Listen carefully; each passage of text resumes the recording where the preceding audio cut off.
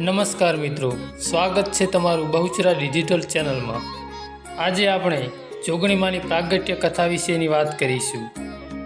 કહેવાય છે કે જોગણી માતાએ પોતાનું મસ્તક પોતે જ કાપી નાખ્યું અને પોતાના જ રક્તથી રક્તપાન કર્યું। તો આવો જાણીએ આ જગત જનની જોગણી માનો રોચક ઇતિહાસ। જોગણી માતાજીને છિન્નમસ્તિકા નામથી પણ ઓળખાય છે। ગુજરાતમાં પાલોદર ગામે ભવ્ય મંદિર આવેલ છે। પુરાણો અનુસાર એકાંક્ષી નામનો માયાવી રાક્ષસનો ખૂબ જ ત્રાસ વધી ગયો હતો। તેણે ત્રણેય લોકમાં ત્રાહિમામ મચાવી દીધો। તેથી તેનો વધ કરવા સ્વયં મહામાયા જોગમાયા પ્રગટ થયા। પરંતુ આ એકાંક્ષી રાક્ષસે તેની શક્તિઓથી હજારો તેના જેવા બીજા રાક્ષસોને ઉત્પન્ન કર્યા। તેથી મહામાયા જોગમાયાએ તેમની શક્તિથી 100 સહેલીઓને ઉત્પન્ન કરી। પછી યુદ્ધની શરૂઆત થઈ। માતાજીની 100 સહેલીઓએ રાક્ષસોનો સંહાર કર્યો અને તેમાંથી નીકળતા રક્તનું રક્તપાન કર્યું। છેલ્લે માતાજીએ એકાંશનો વધ કર્યો, એકાંશના રક્તનું પણ રક્તપાન કર્યું। પરંતુ માતાજીની 2 સહેલીઓ ડાકીની અને સાકીની કહેવા લાગી કે હે દેવી, હજુ પણ અમને રક્તની તરસ લાગી છે, અમારી તરસ छिपाવો। તમે તો આખા જગની તરસ छिपाવો છો, તો અમારી કેમ નહીં? માતાજી તો દયાના સાગર હતા। તેથી માતાજીને દયા આવતા તેમણે પોતાનું જ મસ્તક કાપી નાખ્યું અને તેમનું મસ્તક તેમના જ હાથમાં મૂક્યું।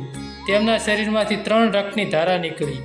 એક ધારા ડાકીનીની મોઢામાં, બીજી ધારા સાકીનીના મોઢામાં અને ત્રીજી ધારા પોતે જ પોતાના મોઢામાં લઈ રક્તનું રક્તપાન કર્યું। આમ છિન્નમસ્તિકા દેવીની ઉત્પત્તિ થઈ। ઝારખંડમાં આવેલ છિન્નમસ્તિકાનું મંદિર રજતના શક્તિપીઠના નામથી ઓળખાય છે। આ 52 શક્તિપીઠમાંનું બીજું શક્તિપીઠ છે। ઇતિહાસ પ્રમાણે પ્રાચીન કાળમાં છોટા નાગપુરમાં રજ નામે રાજા રાજ કરતો હતો।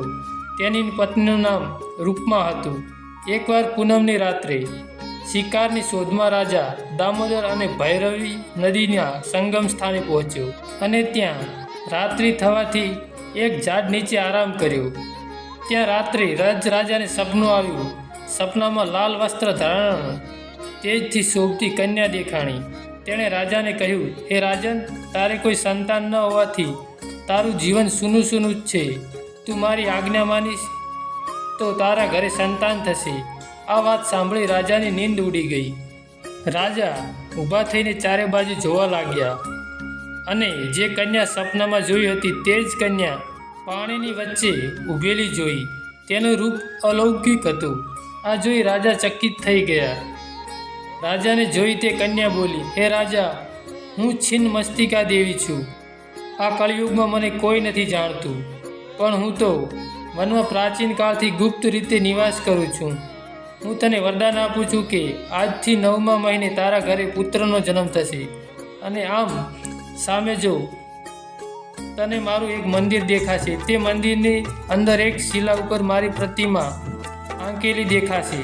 તું તેની કાયમ સવારે પૂજા કરજે। અને ત્યારથી તે મંદિરનું નામ રાજા અને રાણીના નામ પરથી રજરૂપમાં પડ્યું। રજરૂપા નામથી પ્રખ્યાત થયું। અહીં છિન્નમસ્તિકા દેવીની સાથે બીજા 7 મંદિર પણ છે। મંદિર પરિસરમાં એક કુંડ આવેલો છે।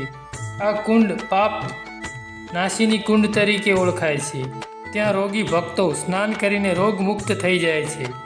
તો મિત્રો, આ હતો જોગણી માનો એટલે કે છિન્નમસ્તિકા દેવીનો ઇતિહાસ। મિત્રો, આવા જ ઇતિહાસ અને કથાઓ જાણવા માટે આજે જ અમારી બહુચરા ડિજિટલ ચેનલને સબસ્ક્રાઈબ કરો। ધન્યવાદ।